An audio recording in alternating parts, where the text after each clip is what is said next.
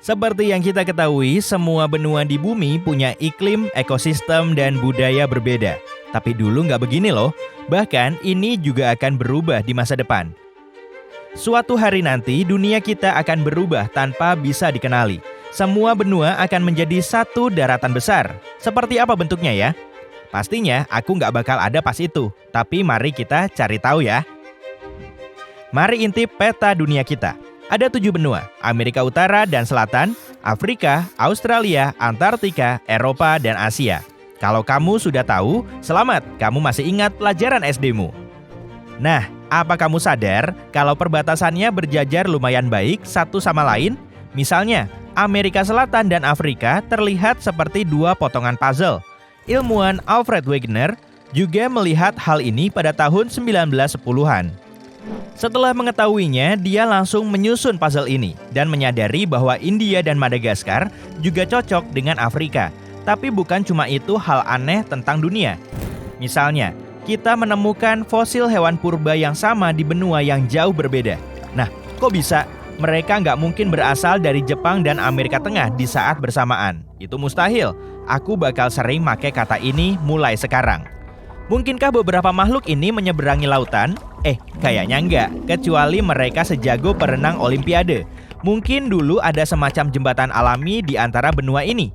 Tapi meski waktu sudah lama berlalu, kalau itu memang benar ada, kita pasti udah menemukan jejak jembatan ini. Dan siapa yang cukup gila untuk membangun jalan sepanjang itu? Ada beberapa hal aneh lainnya. Misalnya, orang-orang menemukan jejak pegunungan yang sama baik di Amerika Serikat maupun di Skandinavia. Apa artinya ya? Wegener berpikir keras tentang itu. Kemudian, dia sadar penemuan yang brilian muncul. Pada tahun 1912, dia mempresentasikan idenya kepada dunia. Gagasan umumnya adalah benua bergerak seperti gunung es di atas air. Mereka terus bertemu dan berpisah. Kita tahu dia 100% benar, namun sayangnya para ilmuwan saat itu tak menyambut Wegener dengan baik. Dia kekurangan data dan nggak bisa menjelaskan dengan tepat bagaimana lempeng-lempeng ini bergerak. Meski begitu, Wegener nggak nyerah.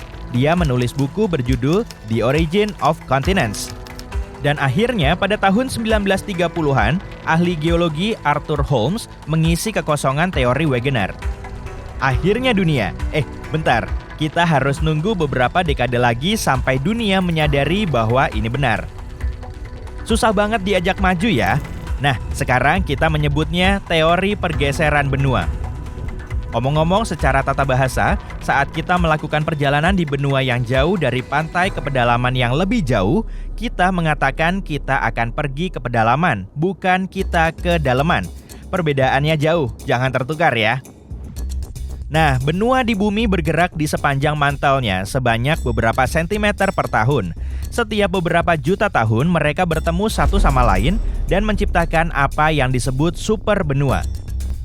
Superbenua adalah, seperti dugaanmu, daratan besar yang terdiri dari beberapa benua lebih kecil.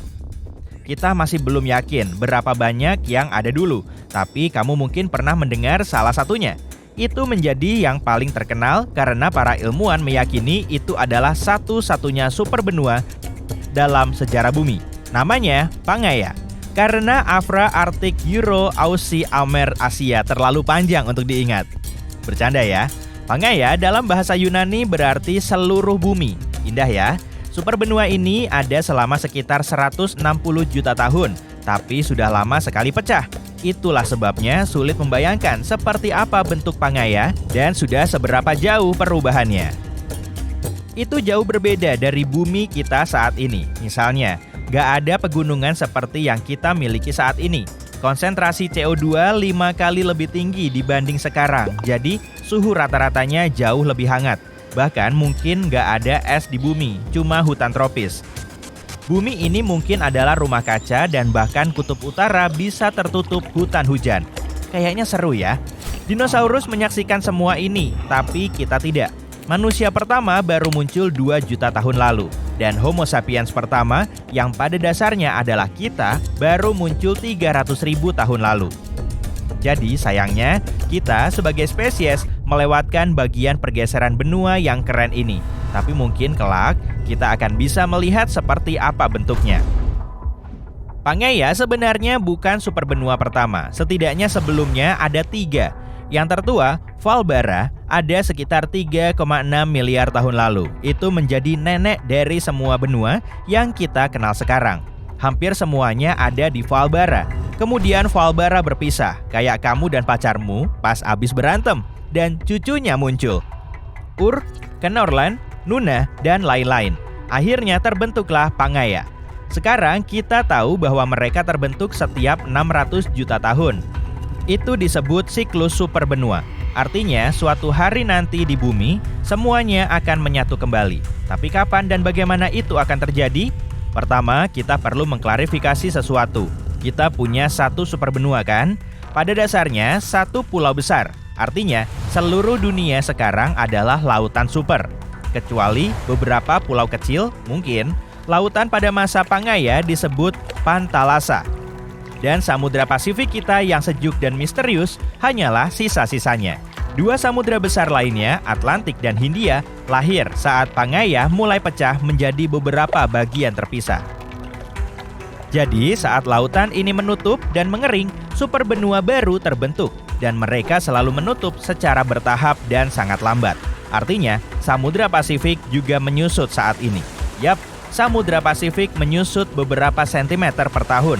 Wah, aku juga mau menyusut beberapa sentimeter per tahun. Sulit dibayangkan memang, tapi kelak Samudra Pasifik akan menjadi genangan air biasa. Samudra ini akan menghilang bersama Samudra Arktik, dan itu nggak bisa dihindari. Tapi saat itu terjadi, superbenua baru akan muncul, Amasya. Kelahiran Amasya diprediksi oleh para ilmuwan dari Universitas Newcastle, Australia. Mereka melakukan perhitungan yang sangat rumit di superkomputer. Mereka mengunggah pergerakan benua selama 300 juta tahun terakhir. Kemudian berdasarkan perhitungan ini, komputer meramalkan apa yang akan terjadi di masa depan. Kita mengetahui bahwa kelak Amerika, baik selatan maupun utara, akan bertabrakan dengan Asia. Dan tabrakan ini akan menciptakan superbenua baru dengan nama yang sangat orisinal. Seperti yang telah kusebutkan, Samudra Pasifik kelak akan hilang. Di sisi lain, Samudra Atlantik terus meluas, mendorong kedua Amerika ke barat. Jadi saat Amasya muncul, samudra ini bisa menjadi samudra terluas baru di dunia. Jadi, begini bentuknya. Kedua Amerika akan bertabrakan dengan Asia Timur. Dan meski sulit diprediksi, beberapa sumber mengklaim bahwa Antartika pada akhirnya akan sampai ke Amerika Selatan. Australia juga akan memainkan peran besar dan mungkin menghubungkan Amerika dan Asia. Jadi Australia nggak bakal ada di bawah lagi. Bisa jadi.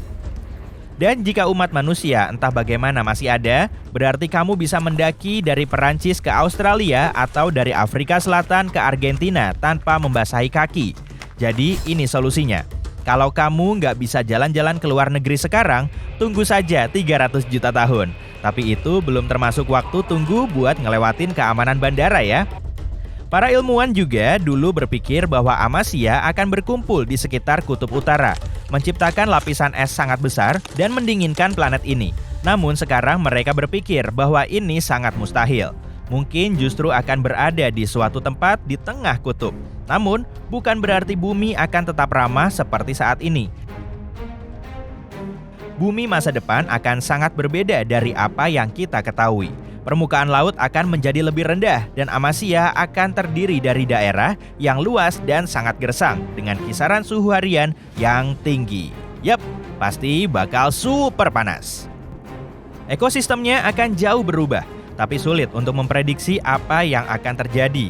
Makin banyak data yang kita terima dari waktu ke waktu, makin akurat kita bisa memprediksi masa depan planet kita. Saat ini, semua ini cuma teori dan para ilmuwan mencatat bahwa teori ini masih sangat jauh dari pembuktian. Namun, meski begitu, hasil kerja tim mereka sangat mengesankan. Mereka menyampaikan banyak hal, bukan cuma tentang masa depan planet ini, tapi juga tentang masa lalunya. Pasti seru kalau manusia masih hidup sampai saat itu. Kita bisa melihat perubahan planet rumah kita dari luar angkasa.